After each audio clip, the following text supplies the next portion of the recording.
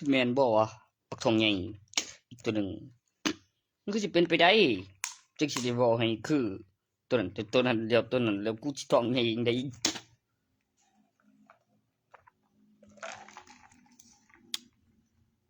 บ่คือมันคือดอกซะบ่ล่ะ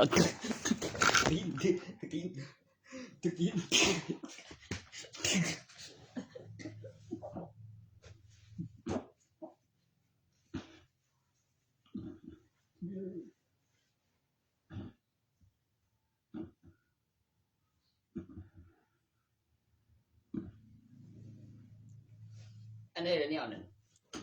โอ้ยบ่แม่นพัวมันเว้ยปานเอาเองเว้ยบ่กะตีบ่ตัวนั้นล่ะเขาเอิ้นคันบ่ท้องใหญ่มันคือสิอ้วนมันตัวใหญ่ตัวกัน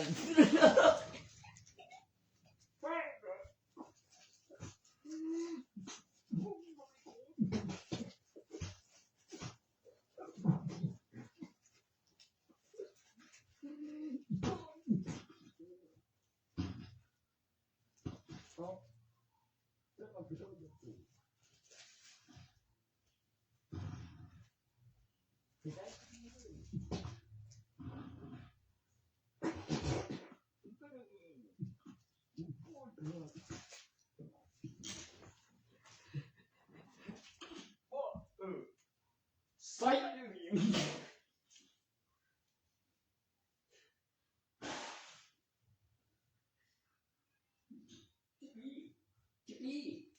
10 ปีรถอ่ะ10 ปีกูจนเคลื่อนประเทศมันนั่งบ้าไปเคลื่อนที่เลยเห็นน้ำเจอ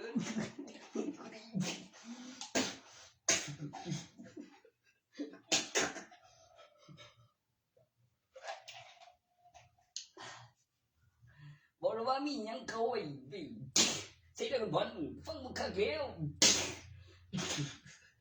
เครื่องบินกับรถถังนี่คือยากได้มันบ่คือสวนสนุกของเครื่องประกันชีวิตน้ำนึงถือดีประกันชีวิตน้ำนึง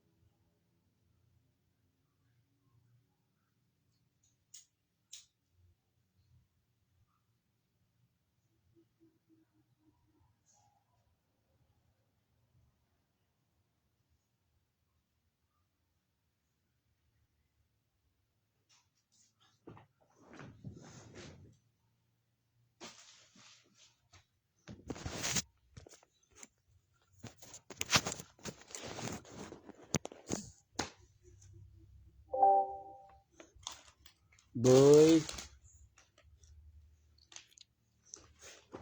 บยกันใจใหญ่มีโตตามมาคนถัดไปนั่นบ่อีดอกก็ลองโทรหามึงเด้อเสือโบยแต่กาดมีบ่วะอีท้องท้อง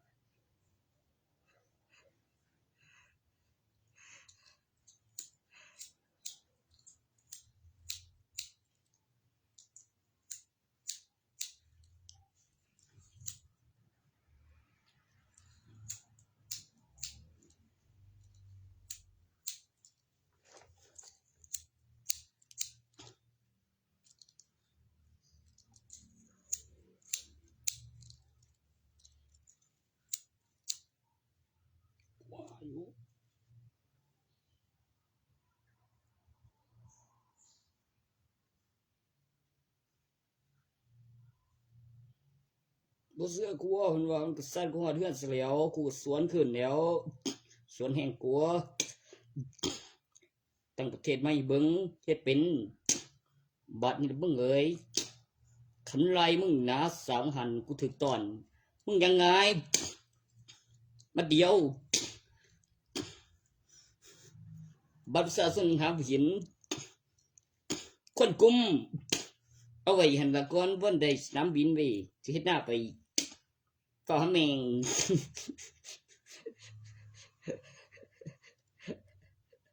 ได้แค่ดอกหน้าอยู่มันตายหนีก็มีวันนี้ทุกดินด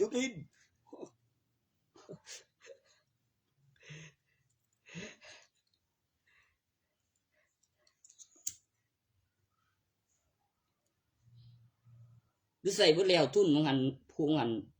กำลังหาอย่าไม่ซอยแน่คนกลุ่มเบิดหลังมึง บ่กลางไปขายเอาคืนข้าวเดียวซื้อยาเสพก่อนช่วยจริงเชื่อกูรู้นะไอ้กระเด็นตบหูมึงมองกูงานนี้มึงก็บ่สวรรค์แล้วดิโอ้ยเปลี่ยนใจเว้ย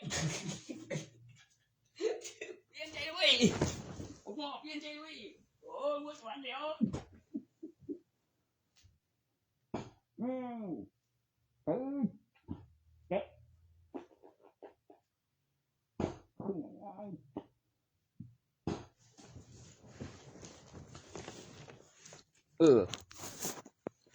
เดี๋ยวไปเฮ็ดเป็นล่ะแล้วกูบอกว่าเฮ็ดหยังวะคนเขาตายกันชีวิตกู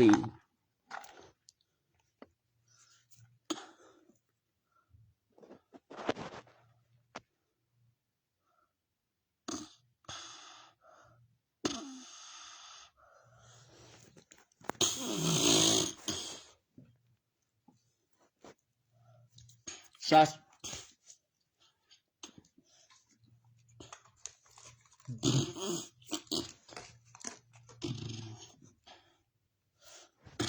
ที่กูหยังเนาะกูบอกมึงน่ะเด้อก่อนมันสิบ่เหล่ามึง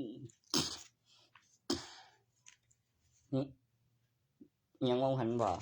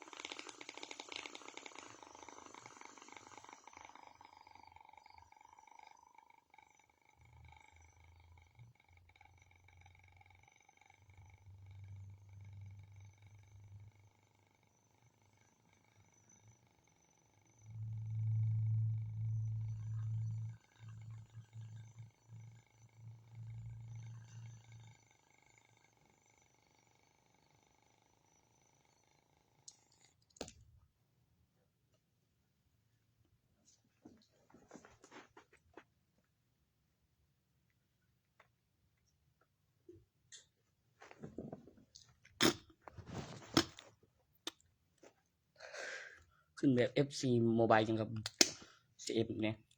แบบแผ่นกระดานคนละแสนจะขยะมาละขโมยมีพยาบาลมาถมฝึกทหารพิเศษเป็นปริญญาเอกด็อกเตอร์ปั๊มเลเวลมา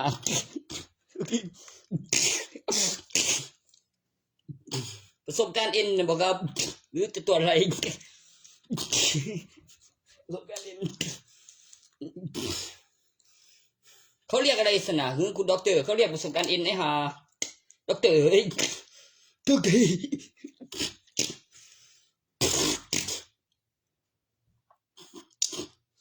ก็ด็อกเตอร์ผู้สร้าง power pub girl นั่นดิโอ้ยคุยจะได้ถึงจะได้ power pub girl ก็สร้างห้องให้มันเตรียมชุดแล้วห้องชาร์จเติมพลังงานไฟฟ้าขึ้นรูปแล้วก็เอาบัตรเข้าไปแล้วก็ลีลาหาอะไรก่อนนะแต่สิ่งที่ทำได้อย่างง่ายแค่มีประสบการณ์เอ็นตัวที่สร้างสารเคมีเอ็กต่อจากตัวอักษรเอ็นจากเอ็นเป็นกระดูกเห็นไหมเมื่อมีประสบการณ์มันจะเป็นกระดูก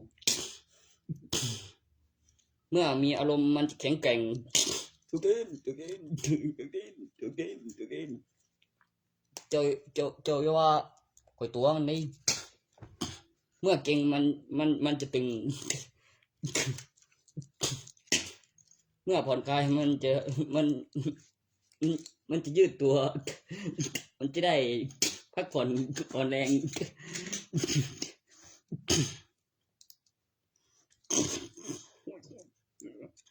มันแบบเป็นกระดานระบบใส่เอาแสงจักรยานห่วยสุดหัวเลยมันสักจิบเทในโมกุตินตัวเสียจักรยานก็กูบอกด้วยเดี๋ยวมันยังอ่ะ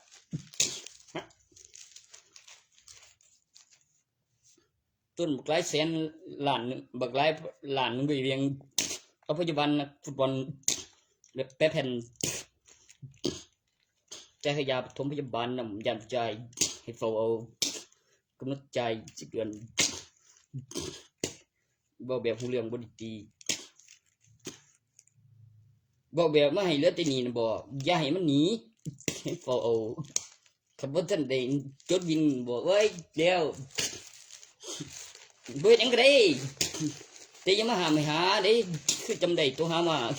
กับตัวมากับตัวหามากับนั่นกับแยกกับเวลากิจกรรมแต่ว่าบ่เดียวไปที่คุกก็ได้อยู่ก็แต่ขันบ่ตีบางหันก็บ่มีผลดอกเหลืออยู่ปลายยางเก่งตำรวจแล้วบ่ได้เอามากับเธอมาอ่างงาแล้วเบิดเดี๋ยวอดเอาจากนั้นแล้วก็ไปแจ้งตำรวจแล้วก็ว่าเหลืออยู่หลายอย่างเหลืออยู่หลายอย่างกิน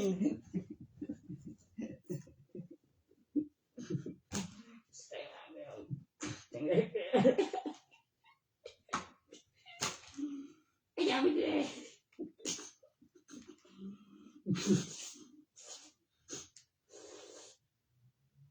จะมา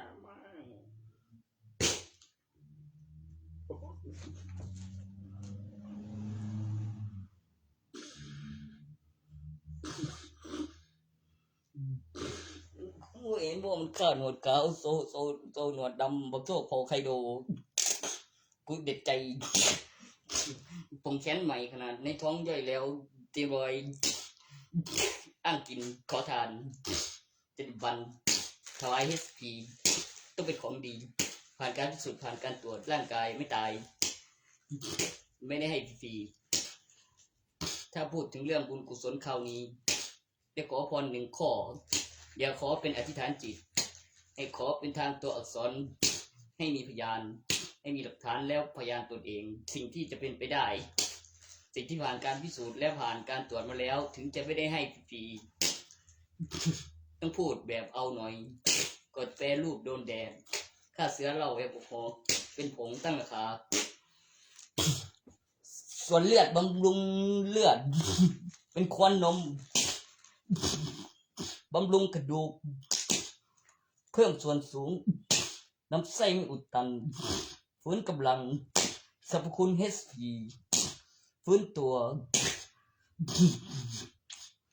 ฟื้นพลังชีวิตคำอธิบายของวิดีโอสิ่งที่ทำแล้วไม่บาปสิ่งที่เก็บได้เหมือนข้าวสารอาหารแห้งแล้วอัดเม็ดเป็นเช่นน้ำมันตั้งราคาเป็นส่วนผสมที่ผ่านการพิสูจน์และขึ้นรูปปลุกเสกสัมผัสและเจรจาซื้อมาหรือมีรูปคนในเงินแล้วก็มีการสัมผัสปลุกเสกแลกมาได้มาพอปริมาณกำไรเครื่องหมายตัวอักษรปรุงรส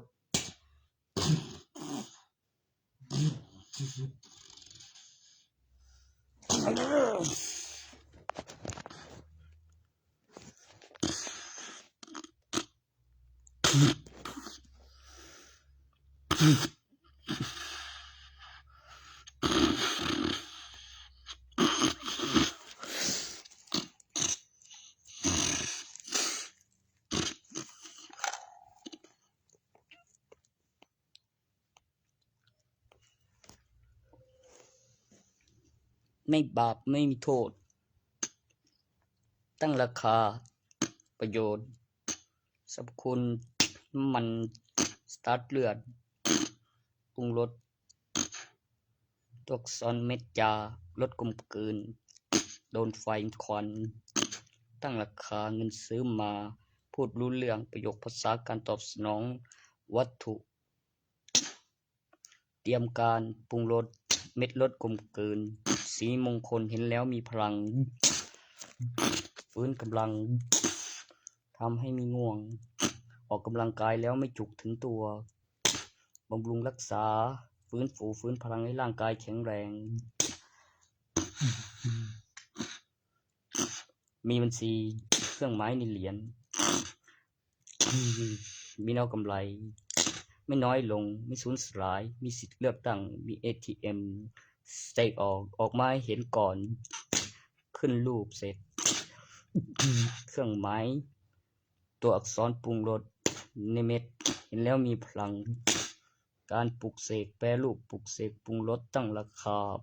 ปริมาณผู้ครอบครองสิ่งที่เรียกยาหรือข้อมูลการบำรุงรักษาฟื้นฟูฟื้นพลังให้ร่างกายแข็งแรงเป็นยารักษาโรคเพื่อให้หายจากโรคภัยไข้เจ็บแล้วฟื้นสภาพให้ร่างกายแข็งแรงอยู่ในประโยคคำว่ายารวมถึงฆ่าเสือแก้อักเสบแก้ปวดแก้ทุกข์ทรมานให้หายจากทรมานแต่มีความรู้สึกประโยคคำว่ายารักษา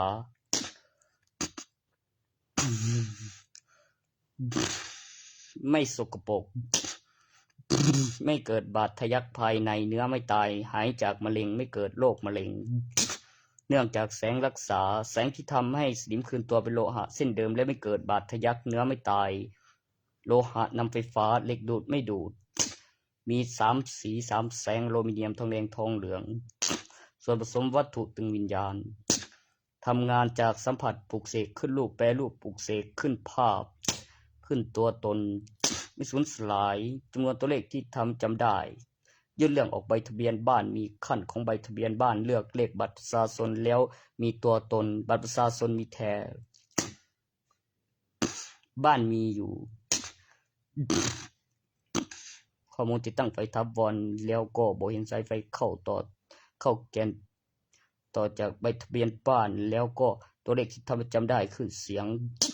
แล้วต้องใช้อุปกรณ์แล้วอยู่ไม่ไกลปฏิทินแล้วต่อสายจากสายดินเป็นโทรศัพท์บ้านนับโบราณที่เขาเรียกกันก่อนจะมีขึ้นรูปมีอุปกรณ์โทรศัพท์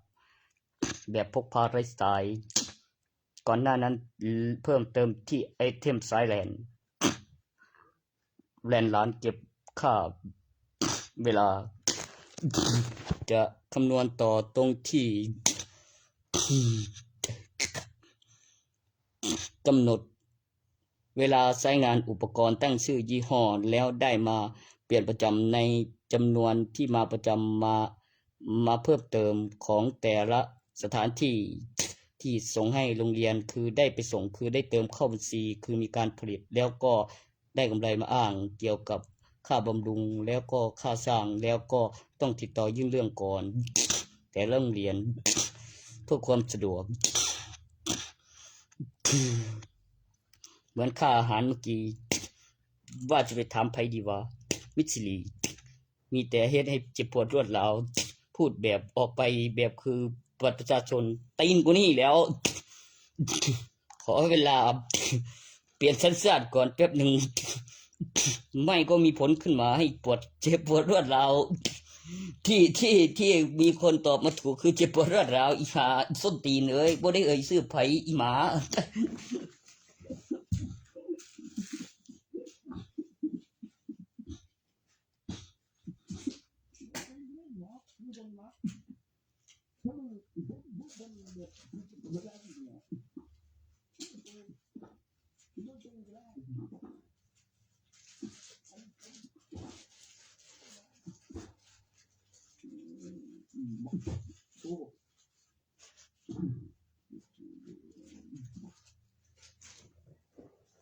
อีหาที่มาใส่โตสอนให้เจ็บปวดรวดร้าวกับผลนะที่ไม่ดีไม่เอาอีก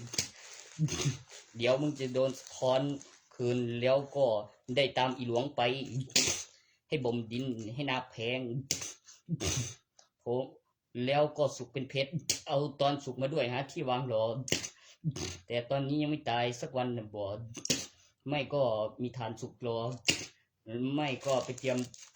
ที่บ่มอาถรรพ์รอแล้วกว่าจะแบบว่าอีกจะแก่ก็ยังไม่อยากแก่ก็หาอย่างอื่นเข้าไปลูกโจรคือใส่ฐานมันต้องขึ้นราคาหน่อยโอ้ยใส่ฐานมันขึ้นราคาหน่อย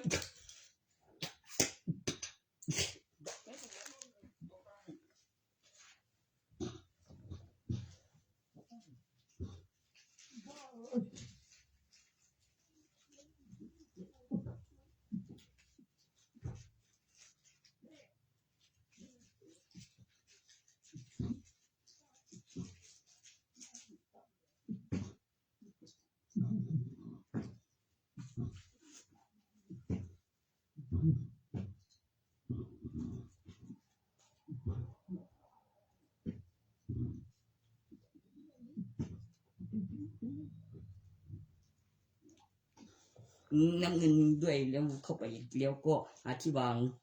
ไม่ใช่เชี่ยเข้าครั้งพร้อมกันแล้วออกมาใส่ครั้งคือมีเข้าครั้งพร้อมกันแล้วก็คิดดูก่อนขั้นตอนระบบระเบียบนับอย่างละหมื่นแล้วอีกอย่างหนึ่งเข้าครั้งพร้อมกันหาที่วางรอบ่ว่าในตำแหน่งนั้นหาที่วางรออยู่บนไกลครั้งแล้วมีครั้งมีมันสีแทนเย้ต้องมีครั้งเป็นเดือนหมื่นว่าจะ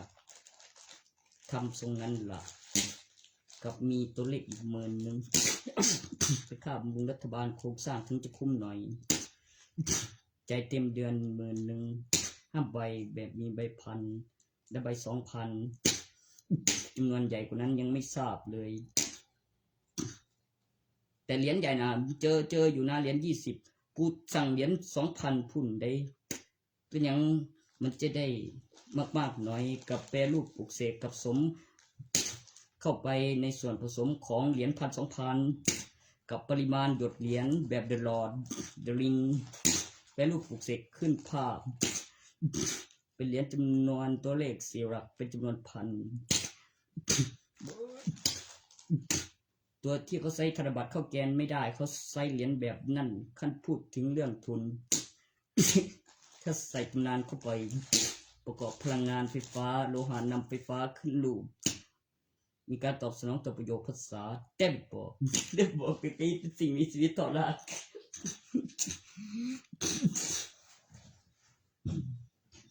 ให้กูเฮ็ดคือกูจะใส่เพศให้มันด้วยกูจะนอนรอที่บ้านทุนพันแม่เลยไปวัดให้เบิ่งโอเคเธอทำอะไรเธอก็อยู่ได้บัวกูติงเกว ลืมลืมเป็นผู้ใหม่บ่อนมูหูบ่ลืมต้องตามไปเพื่อรอดตายเขาเก็บได้ปล่อยปลาอันโกรธ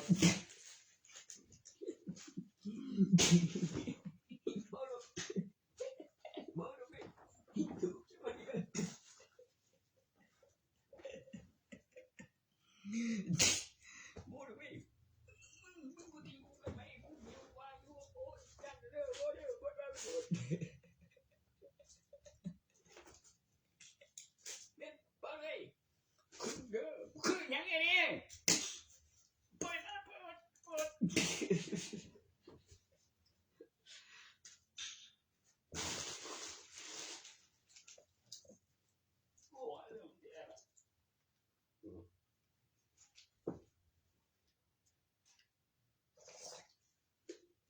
ด้านเขาวงกฏเป็นภูเขาในระยะที่คุณอยู่ในร่องลึกของป่าดงดิบแล้วอยู่ในร่องของระยะภูเขาที่เป็นป่าลึกคุณจะหาทางออกยังไงเมื่อเป็นร่องวงกลมแล้วมีทางออกทางเดียวในรูปทรงหมายเลข 9บุยอยู่ในป่าดงดิบลึกแล้วก็เป็นทางสันมองไปทางไหนก็ป่าคุณอยู่ในร่องของเลข 9แล้วเป็นภูเขาด้านกลางสองข้างเป็นภู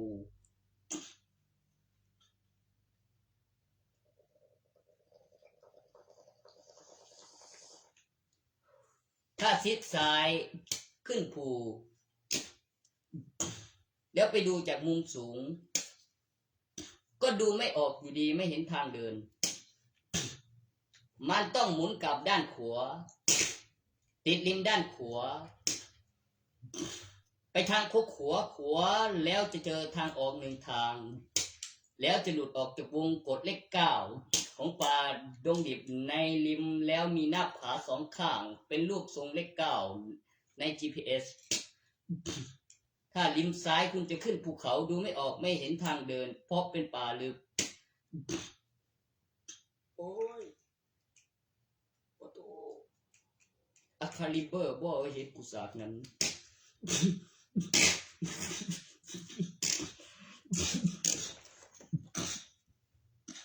เมฟเลยแม่งคุณละจะคุณติ้งไหมยึดขวาทางขวาเดินกลับนั่นแล้วมันเห็นเด็ดเงาบึงบอกคือทางสูงถ้าคันเด็ดงาเนี่ยโอ้ยเด็ดงามึงก็ริมซ้ายวงกลมแล้วเห็นอีกละแมนโอ้ยยังเพื่อนเบิดไว้คือไปทางสูงเบิ่งบ่ออกอีกก็โดแม่นเป็นดังอย่างบ่เด่นของไงของบุญยังกลับทางขวา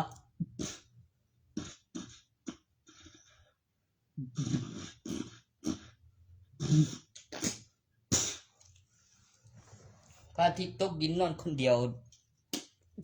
มีหิ่งถึงเลียวก็มีน้ำคือในแผ่นหินไหลมุมสูงเสยอย่างว่าเนี่ยความสุขกินนารีห่านอย่างว่าดังไฟ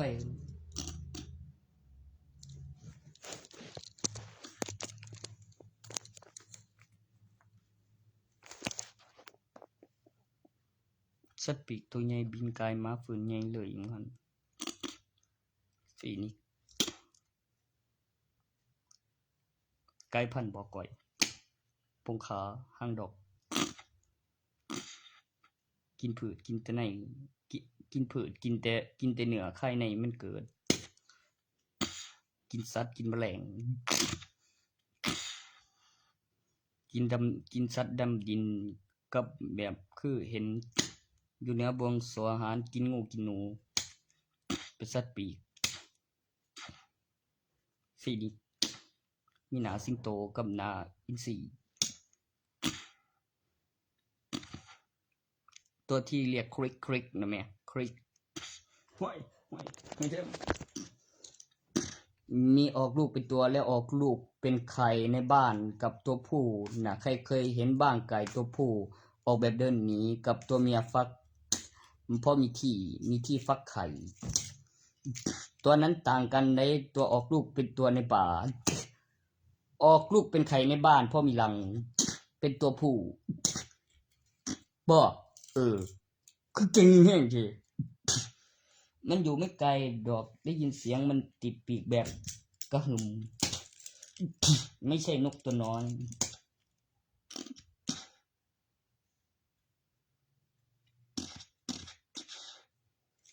กูต้องเอาเป็นสัตว์เลี้ยงแล้วพ่อพันธุ์แล้วสินสัญญาขายเบิ่งแล้วยังฟักไข่ในบ้านหลอกล่อมาตกเป็นเหยื่อให้โซนเลื้อยโธ่บุยไง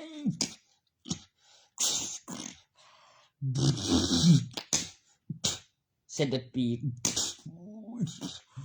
บุยอันใครกินหมูกันไงตัวผู้ตัวงานไม่เสื้อกูเนี่ยนะโอ้ยเพิ่นว่าไก่ตัวผู้บ่ออกไข่แบบว่างทิ่มเลยบ่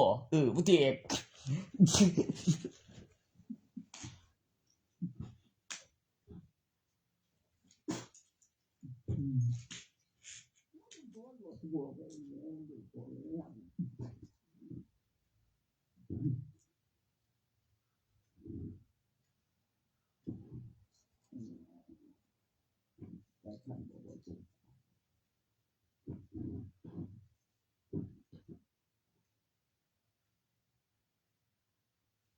นี่ล่ะใช่แม่นเกิด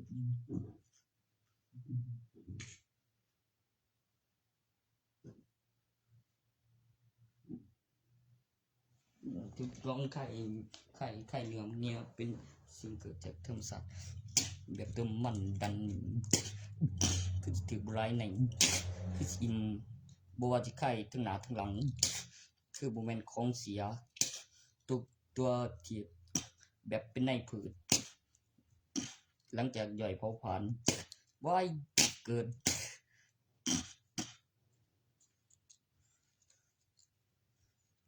กูอยากอยู่กูแจ้งความกินคืนท่าอยู่คันตัวใหญ่แห้งคันเห็นหัวใหญ่สร้างปานนั้นสิวืบเอาอีกบัดนี้ละปลูกปีนคักหันเดิน2ขากงเล็บนำเลื่อยสตี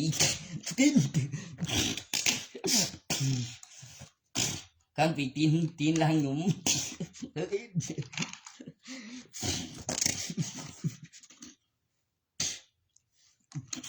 นั่นแล้วคันมันถูกกฎหมายแปลว่าแล้วไปหุ่นก่อนสัตว์เทพใหญ่บ่กินคน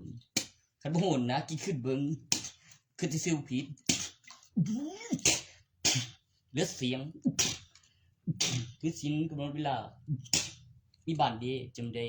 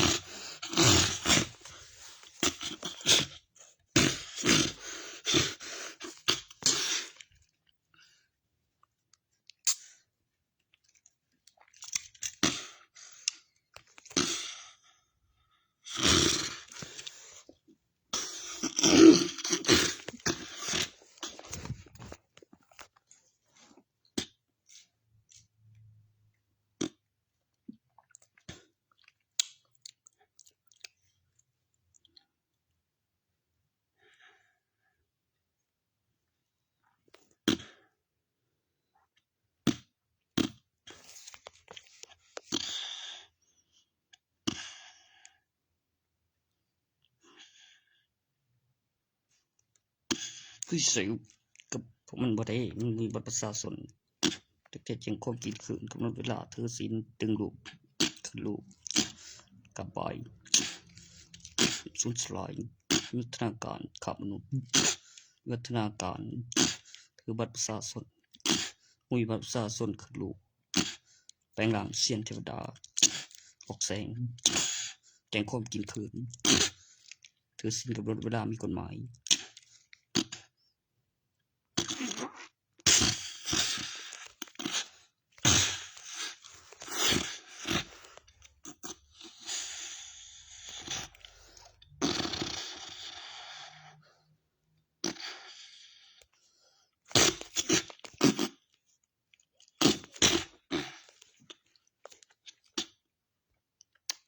ในการกระพือปีกสตาร์ท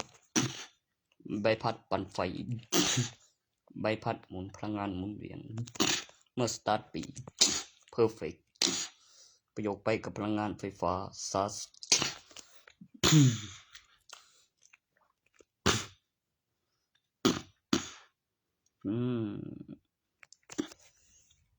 กินแล้วกินเลยก็มีเวบุคือนอสัญชาตญาณรวมถึงการสตาร์ทกระพือปีกของสัตว์ปีกอากาศดึงพลังงานไฟฟ้าสตาร์ททั้งวิญญาณขึ้นรูปใหม่มีน้ำหนักฟื้นคืนเพอร์เฟกต์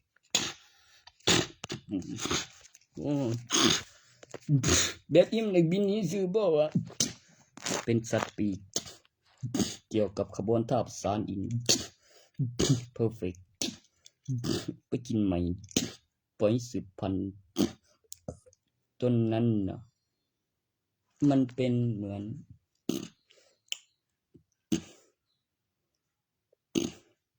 ได้ปั่นไฟกับสัตว์ปีกที่ได้ใช้ขบวนท่ากับประโยคภาษาแล้วเกิดความมหัศจรรย์เกิดน้ำหนักวิญญาณมีความคิดเกิดความรู้สึกเกิดตัวตนฟื้นคืนบัดนี้สัตว์ก็มีแรงดันวิญญาณมันคือสิแม่นว่าสัตว์เลี้ยงกูบอกว่าเมื่อกี้มาถึงก็เสร็จเดี๋ยวจึงขอบกินคืนขึ้นเสือผียอดติดเสืออะไรตัวมีฐานตรงเลเวล30นั่นแม่ล่าสุดนั่นบ่มอสเซียนเทวดาปีศาจเก่งได้ปัดไว้ฟื้นพลัง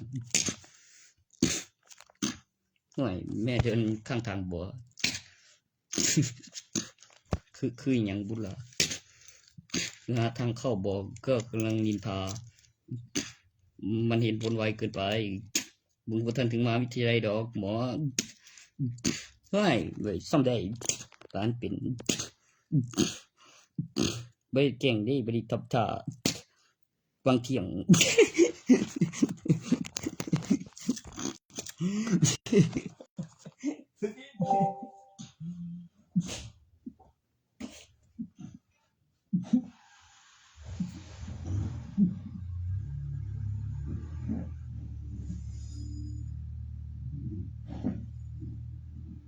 วันนี้ตอนมึงกลางปีกับกูกลางปีกับมีกระจกหน้ากล้องวงจรและมีหลักฐานนะแม่กูลื่นปีกกระพือด้านอากาศตกพื้นบัสแต่มีหลักฐานว่า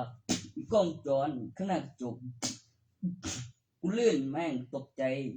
กายล่างคืนล่างพริบตาควบคุมได้มีความรู้สึกเหมือนต้องการอะไรสักอย่างเพื่อต้านอากาศไม่ให้หลงตอนลื่น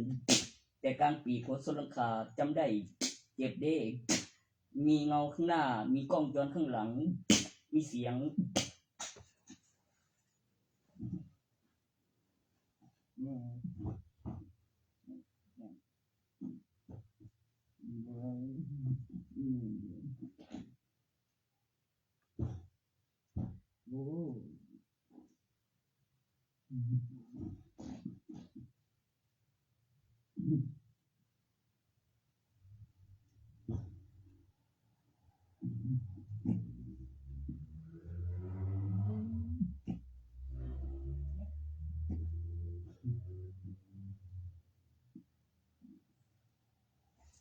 แองกี้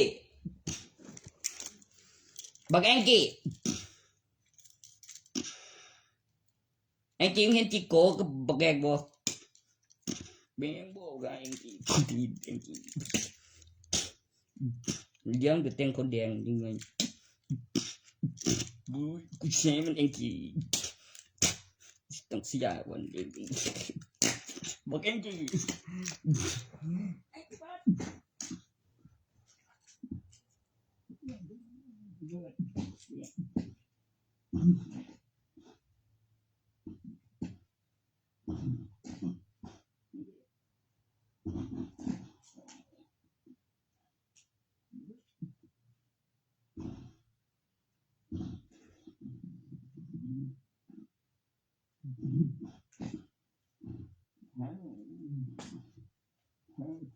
Ôi là anh cứ bớt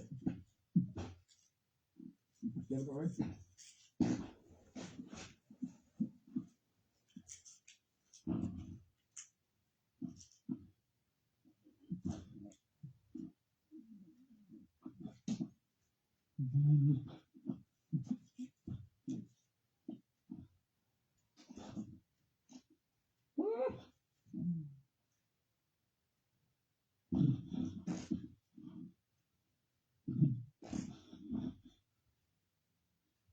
Bomแล้ว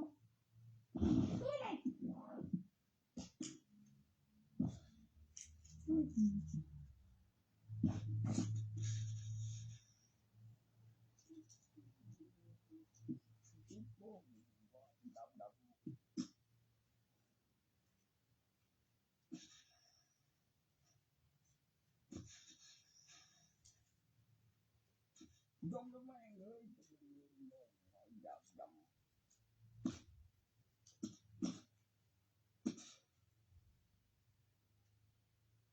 แรงดันโลก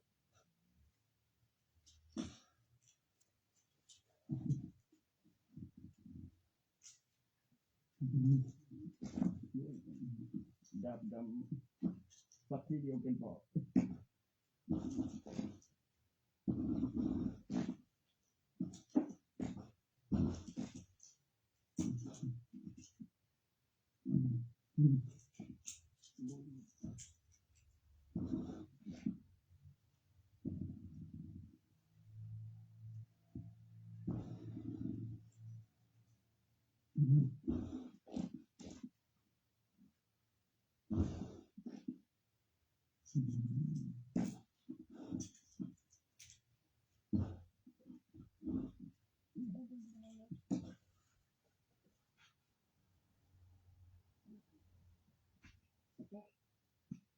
อะไรวะ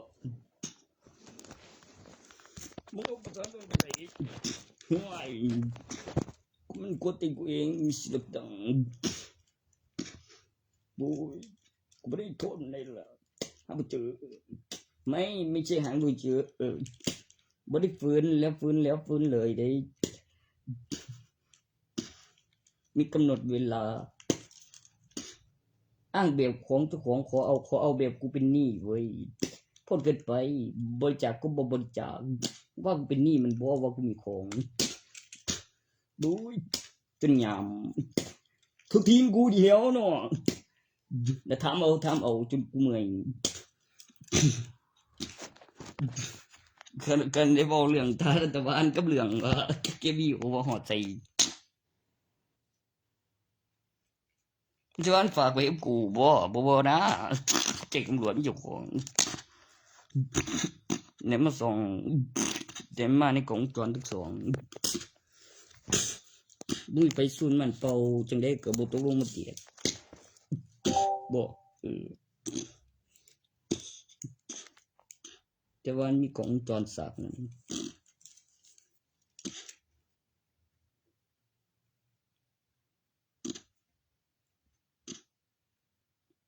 เสียใจอีกตัวEnki Bird Backstar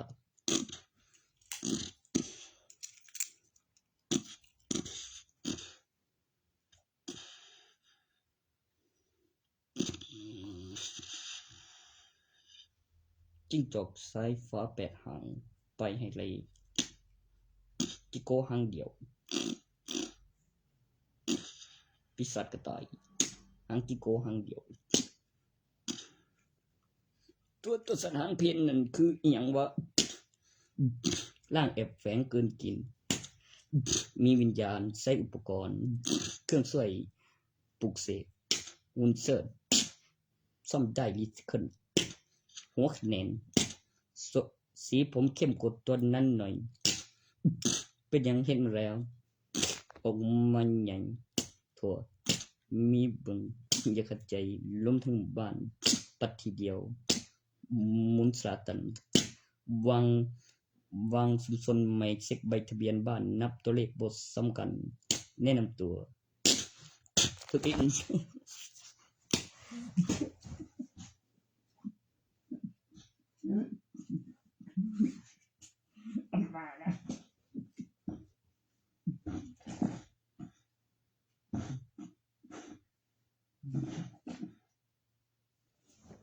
เจ้าของอีกคน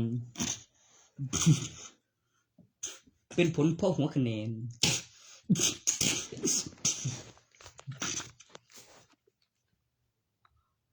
หุ่นเสิร์ชเพื่อประหารประโยชน์ตอนฆ่าซ่อมได้แสงอุตสาห์มากับการรีไซเคิลใหม่พักไม่ดนกำหนดเวลาคืนเดียวเกี่ยวไม่ให้เบิ่ง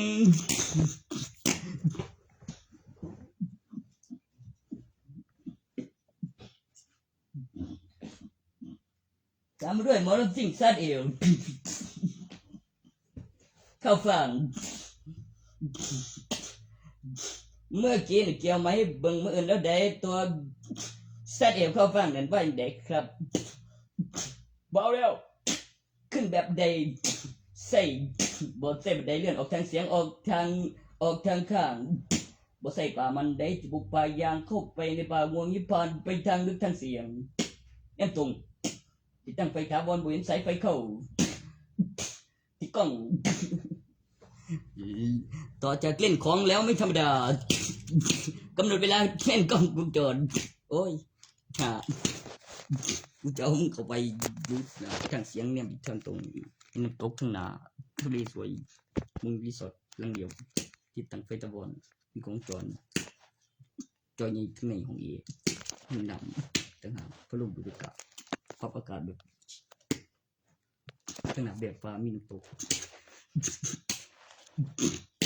ไปทางเสียงไปทางตรงไปในป่าลึกบึ้งเลยใส่ไฟก่อทางใดมองยังไงมองกูเสื่อมแล้วติดทางหันหลังใส่ถุงออกทั้งเสียงทั้งหน้าไปทางฟ้ามีน้ำตกทั้งหน้าที่ตั้งไฟตะวันสอนเชื่องเดียว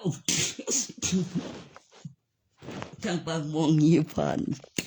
ออกมาเองมีหลักฐานพยานมีหลักฐานและวิพยานเทียที่แรกกับปลา6ส่องกล้องไปเก็บหลักฐานเวลาพิสูจน์ได้บ่ดนก็มีเถียงติดแอกมา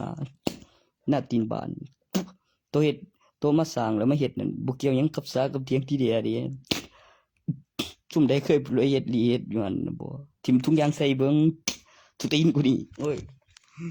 กูว่าสิใส่เองล่ะเห็นออกมากับสาหน่วยนั้นแล้วหน่วยนั้นเลี้ยวก็ กล้องวงจรพอดีตอนกูไปมีเสียงนำ VAR มันจะเอาหลักฐานในกล้องวงจรแล้วนั่นบ่ต่อที่พยานเลยเนาะกูเอง มันบ่ได้อยู่ในงานหน้าเด้อตัวเหยียบอยู่ถึงเถียงก็แล้วติล่ะ เอาไว้หยังสั่นให้ขึ้นมาหยัง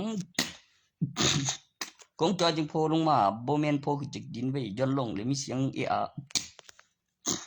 โดยบินเอากำไรบ่ว่าจะขึ้นบันไดขันมากยุ่งเองบางผ้าบ้าน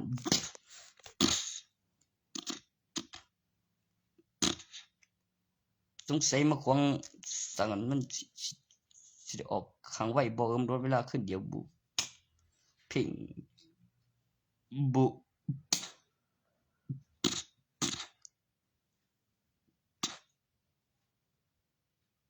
เพ่งบุ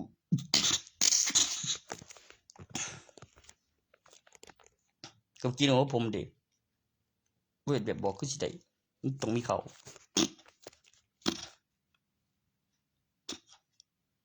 ที่เหลวเกลียวไปมันต้องมีผลมีเบิ่งมีเสียงเรียกหมายบัตรประชาชนถึงจะไปตรวจบรบนี้ก็บ่ได้ไปตรวจต้องไปตรวจร่างกายอีหยังวะตรวจเลือดเก็บประวัติแล้วก็เก็บวิดีโอเหลือตอบคำถามมองกำหนดเวลาแนะนำตัวของวิดีโอส่งเข้าเซตแล้วบันทึกแล้วก็ใส่ทะเบียนเลขบัตรประชาชนไปกดค้นหาขึ้นระบบใช้เลขบัตรประชาชนค้นหาขึ้นระบบแล้วซื้อตัวอย่างของบัญชีใบทะเบียนบ้านบัญชีธนาคารตัวเลขไม่ซ้ำกัน1บัญชี1คน